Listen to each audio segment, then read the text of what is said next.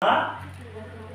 Kaya ingon pa sa nasulat sa kasulatan, nga kinahanglan nga ipatuman ang kinatibukan nga nasulat niini. Unya karon, sa usa nga pamaagi nga atong pamatud-an, nga ang Espiritu Santo Ghost.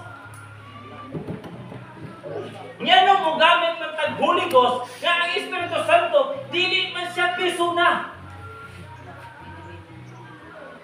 Nga ang Espiritu Santo, saman man siya sa usa ka hangin.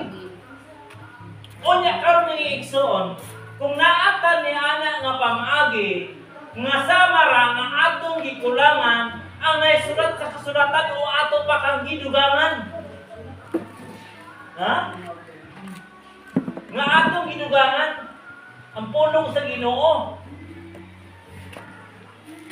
Di ba? Kaya ang Espiritu Santo sama man sa usa ka